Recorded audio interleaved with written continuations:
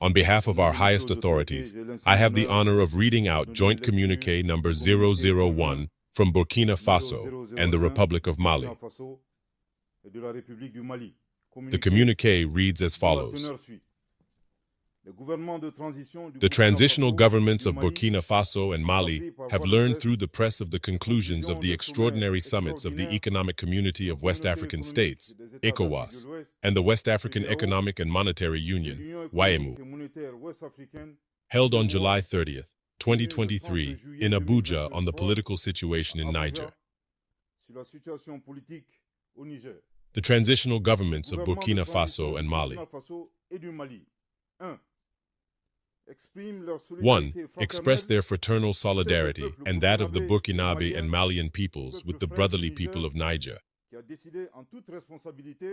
who have responsibly decided to take their destiny into their own hands and to assume before history the fullness of their sovereignty.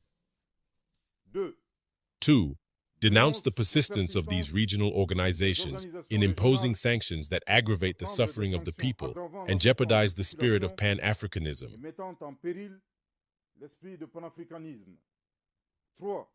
3. Refuse to apply these illegal, illegitimate, and inhuman sanctions against the people and authorities of Niger. 4. Warned that any military intervention against Niger would be tantamount to a declaration of war against Burkina Faso and Mali. I repeat, 4. Warned that any military intervention against Niger would simulate a declaration of war against Burkina Faso and Mali. Now, regarding the actions going on in West Africa, regarding the Niger coup plotters, and ECOWAS decision that their last resort is to take military actions against the Nigerian coup leaders. We are not in support of any coup d'etat. Coup d'etat is a French word, anyway, meaning to topple legally democratic electoral government. Now, we have to look at this also.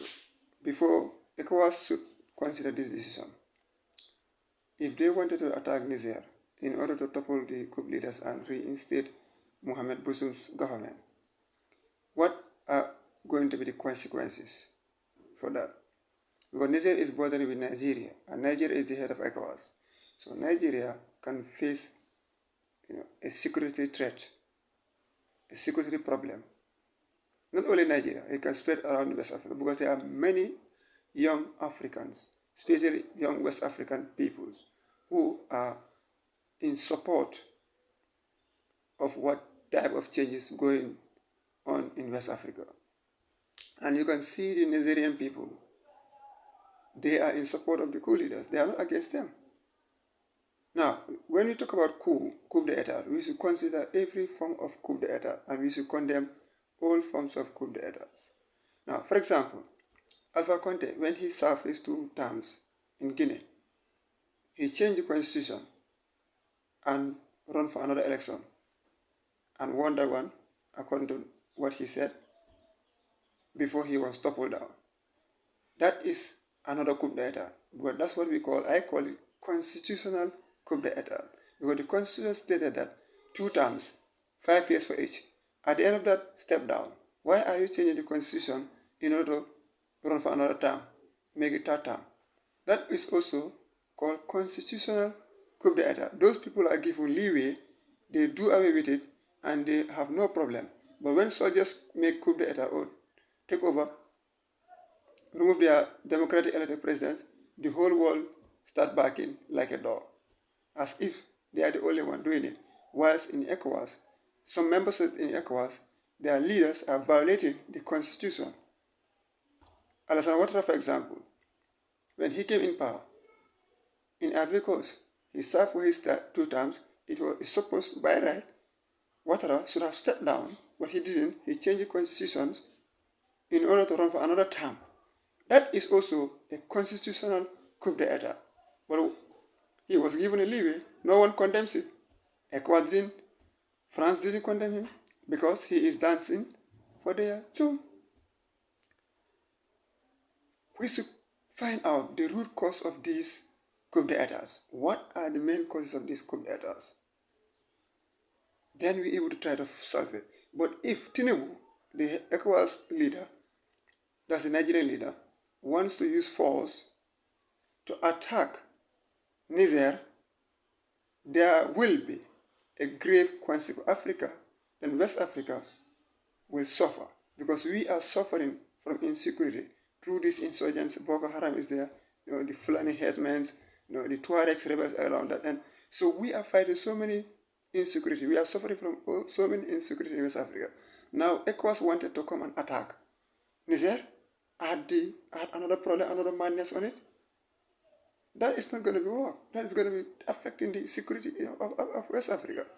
Probably maybe ECOWAS is being supported by the West. Anyway, I have no evidence for that, but possibly maybe France will be behind that and supporting ECOWAS to take that decision. Because France will not be happy with the coup plotters. So now, for example, France has evacuated their civilians. Italy have evacuated their civilians. Some European countries are about to think about evacuating their civilians. Now, if there's a problem in Niger, maybe let's say, assume that ECOWAS attacks Niger and they start fighting. Who will suffer? The Nigerian. Not only the Nigerian. The Malians will be suffering. The Burkinabes will be suffering. The Nigerians will be suffering. The Guinea-Bissaus will be suffering. Ivory Coast, Senegal, the Gambia, all countries around West Africa, we will suffer from that consequences of ECOWAS about to take to attack Niger. It will not only stop at Niger. These soldiers, they know the consequences of overthrowing the government. You either succeed or you don't succeed. If you succeed, that's it. If you don't succeed, you are either be killed or go to jail for life. So they know the consequence. So for them, they don't have nothing to lose. They know the decision they have taken. So they are ready to die to defend their country. That's what they say. In their statement, you heard it. We are ready to die to save our motherland. They don't care about dying.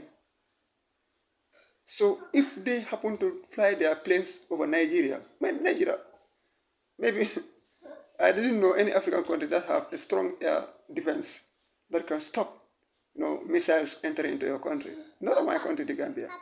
I don't think so, not Senegal. Yes, sir. So please, share this video. Let it reach the leaders of ECOWAS. I am not in support of any coup d'etat, but please, these are your brothers. We are West Africans. West Africans, we are one brother. You understand?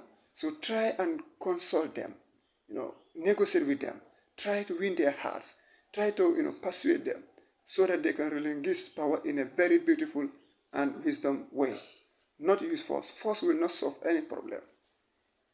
Force cannot solve any problem. There's nothing that force can solve. So please, let's try and use, dialogue with them in a beautiful and respectful way. Maybe they will have so many things to consider and they may relinquish power. Or maybe they may tell you, okay, give us 6 months or 1 year, we will hand over to civilian rule. It's better than using force. Because if you use force against them, you are going to cause chaos in West Africa. Get that straight. These people are not going to back down. And they have, in fact, the worst things now is that they have the backing of Guinea, Conakry, Mali, and Burkina Faso. And in fact, one of the news was reporting that even the Wagner PMC Wagner leader, Prigozhin, was heard on an audio saying that the Wagner troops in Africa are ready to help Niger to defend their land if they are needed. So you see, Wagner is for example, is a private military group which has the experience of fighting. They are just from, they were fighting in Ukraine not long ago. So will you like Wagner to operate to make a military operation against ECOWAS in West Africa? I never pray for that. I will never pray for that. May God forbid for that. That will be the end of West Africa. Because these people, the Wagner PMC group members, these people are mad when it comes to fighting. So they know the technical know-how, they have all the ability, and they have the weapons. So please, I don't want West Africa to become another battlefield. whether this could be a proxy war. No one knows. Because France knows that losing Niger is a disaster for them. So France will do all what it takes to make sure that they will not lose Niger. But the problem, just what Joseph Okowosu says, if the West, the France as a colonizer was treating its colony in a respectful and beautiful and way, then this could not have happened. Okay, Niger is supplying 15% of uranium to France. Niger have diamond, gold, and etc. How comes then Niger become the poorest country in Africa? You said, in my land, I have gold, I have diamond, I have uranium, and all these minerals, I am exporting them overseas, and now I am the poorest guy in the continent. How could that be possible? That even does not make sense psychologically. So I believe that there are so many companies in Niger trying to loot the Nigerian, minerals. So they don't want to lose that. So they will do whatever it takes. Let me tell you this. France will do all what it can to make sure that it will not lose Niger. But please, ECOWAS, I am pleading for you. Engage your brothers in Niger. Do not use military force. That will not work. Try and engage with them. Negotiate with them in a beautiful way. Try to convince them. This is one characteristic of a leader. A good leader with a wisdom will never threaten its subjects. You will always use your wisdom to get control of your people, manage them well. But no wonders, if you have leaders who are, puppet governments leaders, sometimes they have pressures from their masters. And when they have a lot of pressure from their masters, they tend to do stupid things. Tinubu, you just come. You just take over. Not long ago, you have so many problems in Nigeria. Your election Nigerian election is contested in court. That one is not yet done. Try and do something better that will win the heart of not only Nigerians, but we, the West African people, that we will trust you to take the leadership of ECOWAS. I pray that may God save West Africa. May God save Africa. We, the young people of Africa, we will never bow down to colonialism, imperialism. We will fight to the last person in order to get freedom.